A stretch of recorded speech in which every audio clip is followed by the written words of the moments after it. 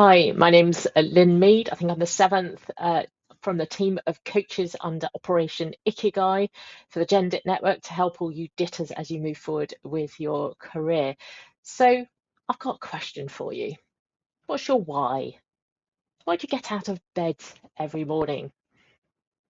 That's what sits behind IKIGAI. It's about that meaning and purpose in life. Now, there's a great little book. It's called Ikigai. It's got a really quite pretty cover. Quite worth a read, quite a thin book. And essentially, this is looking at a range of different things, but it requires you to do the deeper inner work. Because a lot of people, when they're looking to transition or moving role, are just looking for a job. I just want a job that pays well. Well, actually, that may meet your initial needs, but is it aligned to who you are and what you stand for, and what you really want for your next career? And leaving the military is something where you've been told what to do, relatively institutionalized. And so moving out of that environment into the civilian world is where you then have choice and control. So to make the best choices for yourself, it requires you to have some time set aside to do some inner work, to think about what that really means for you. So this is part of the emotional journey of change rather than just the career change element, which is about finding a job, crafting your CV, going for an interview and succeeding in that job. This is about looking at greater alignment of you, who you are, what you stand for, and the next job you move into. So what do we really mean by Ikigai? So Ikigai marries up four elements. One, what you love doing, so where your passions lie, with what you're skilled at, where your strengths, your skills, your competence, your experience and knowledge are. The other area is what the world needs. So really that could be around your passion projects, things that you really strongly believe in. And the fourth element is what you'll be paid for. So clearly there's a compromise behind all of these different elements. And sometimes, so I do work as an associate with CTP, and sometimes when I put the Ikigai model up on the wall, people say, oh yeah, well, that's all very well, but I just need a job. So what it is sitting behind that. Well, what is it that means the job you look for doesn't align with what you stand for? What stops you doing that to have a greater fit for you as a person? Because leaving the military, as I say, is where you start learning more about yourself and you have choice and control of who you work for and what you do. So what do we do first? Well, first, there's a great Elvis Presley saying around values, and values are like fingertips, and we leave fingerprints. We leave them over everywhere we go. I rather liked that. And essentially, what we're doing is thinking about, well, what are our values? Now, if I've asked those of people sometimes in the military, they'll trot off the army values, and I say, no, your own personal values. What are they? Say, I've never been asked that before. So this is the time to sit down and think about what this means for you. What is your moral compass? What's your North Star? What are the things that are really important to you? These could align with your reasons for leaving the military and what you want instead. So that's the first element, your values. Then there's your vision. Where do you see yourself in 5 years' time or 10 years' time? A great tool to use here is to place yourself as your 95-year-old self and look at that legacy that you want to leave during your lifetime. So sit yourself down in your favorite location and put your phone and record and say, looking back at that life well lived, what am I most proud of? And people often say the military, the time in the military, and their family. Yes, but what else for you? So keep digging and keep that phone on record to capture those thoughts. So this sits behind some of our motivations and some of our goals, or what else we want to achieve in our lifetime. So the next area to think about is really doing a SWOT analysis. And that seems like a rather basic tool, doesn't it? But it's a core business tool that's also incredibly relevant for you, yourself as you move forward in your transition. What are your strengths? What are your weaknesses or the areas you need to develop? Essentially, some of the gaps that you need to look at how you fill those, um, and turn some of those into strengths. Great interview questions in here. Then what are the opportunities that this presents you for your next steps, and what are the threats that are there? And with the threats, it's which ones can you control and which ones can you not control. Accept the ones you can't control and focus on the ones that you can control and what you can do about those to mitigate those threats. The other area to explore is something you may not think about, but it's about when are you in a state of flow? What do I mean by that? Well, when are you doing something to the exclusion of everything else? You're so totally focused.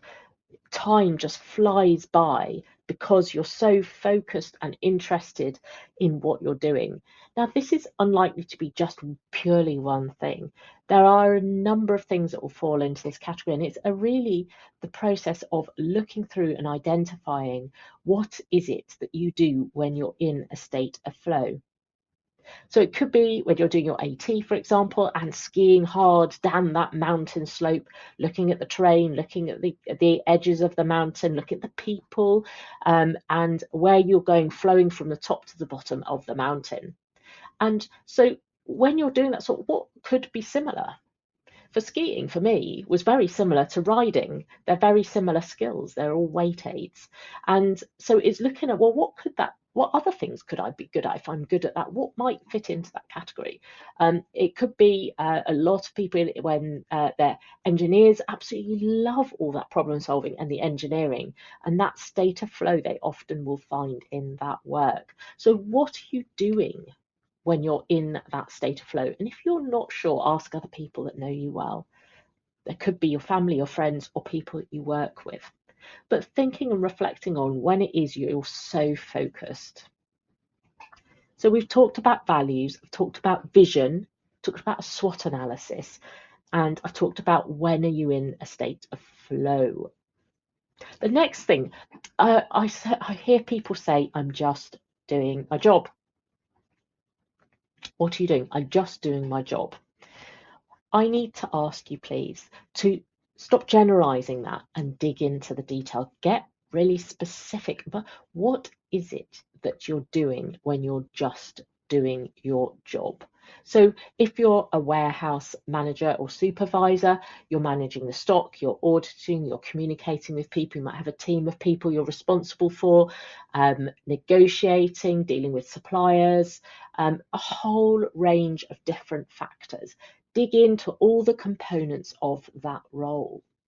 Or I hear sometimes, I'm just trained to kill people. Okay, well, let's look at that in a bit more specific detail.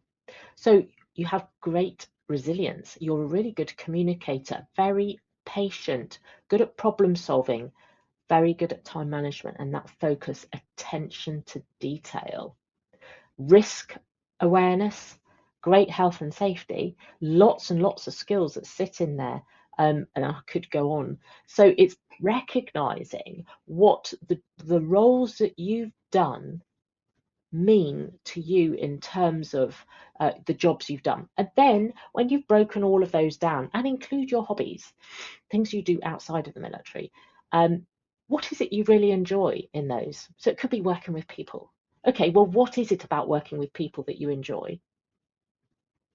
So it's thinking and building this picture so that you can then look at all of the threads. And I really encourage you to write things down. Don't hold things in your head. There's a lot of scientific evidence that when we start writing things down and we read it, the action of writing makes it far more real. It creates capacity in our head to actually think more clearly. So what we can then do is become more creative and get that clarity on what it is that we have done and what's possible. So what you're trying to craft here is pulling all this information together. with greater awareness about yourself to then craft, well, what does this look like about possible selves? Don't listen to all those other people about what they think you should be doing. Concentrate on you yourself and what you want to do. What's that dream job you've always wanted to do? Get that down on paper. Don't disregard it because other people judge what you think. This is your life and your opportunity as you move forward. Now, the other area that can help here is DISC behavioral profiling. So what that does is a simple tool, but it analyzes how you naturally behave and how you operate in the workplace and how other people perform. So it actually gives you a report about you at your best and areas for development and understanding the innate characteristics of how other people behave. So you might see that person that can come across as being quite aggressive, for example, direct, blunt, to the point, competitive, likes a challenge. And if you're more of an introverted people person, you might get offended by that because actually you're more about the team dynamics, how everyone's working together, that harmony, and you take more time to reflect and provide that answer. Everyone has strengths, and it's recognizing your strengths and how to manage with these different types of personality around you to get the best out of every situation. When you pull that together with everything else, it really does start to build a picture of what you might like to try and do. So there's another book that I'm going to highlight here, Herminia Ibarra, Working Identities. There's lots of another thin one, lots of case studies in here talking about possible selves and people's career direction. It's about unconventional strategies for reinventing your career. A great read, really interesting about the direction and the squiggly careers that people have taken as they move forward.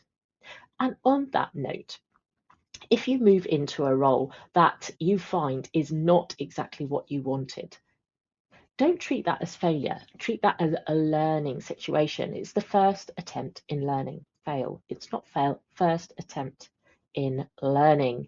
You're learning about yourself as you move out of the military. So you pivot and go again.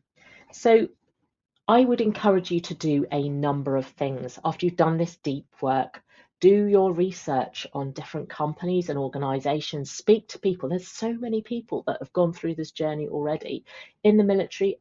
Speak to people outside of the military. Build your network. So build connections. Speak to people about those organizations, what it's actually like to work there, what that type of role you're looking at could look like in reality. Does it match your thoughts on what that job's about and the environment you'd be working in? What's the culture in that organization?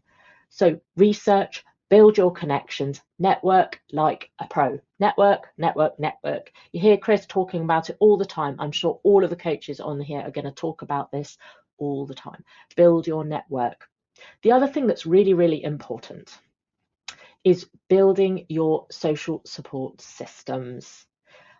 I've spoken to a number of veterans and they know they're leaving, but day one after they've left, they've gone, oh my goodness, isn't this team of people around me, 300 people that just move in the same place and they just work in the same way, think in the same way. So it's really important that you build your social support systems to help you as you move forward. And that's going to be your emotional support systems, your sense of belonging, part of a club, or you create WhatsApp group with your military pals and people outside of the military. Start building those networks, those social support systems to help you as you move forward, and do it before you leave. So that's a really important support element for you. So I've been talking for 14 minutes now, so I'm just going to conclude and leave you with a few questions. I would encourage you to please connect on LinkedIn, Lynn Mead, FCPFA on LinkedIn, or email lynn@dynamicfocus.co.uk. So my questions to you: who do you need to be as you move forward? Who are you outside of that uniform? What do you want to do? What's the legacy you want to leave? And what are your personal and career values? These will all point towards your goals as you move forward. So I hope that's been really helpful. It's a pleasure to speak to you, And I look forward to hearing all the other videos from all the other coaches to follow. Thank you and goodbye from Lynn Mead,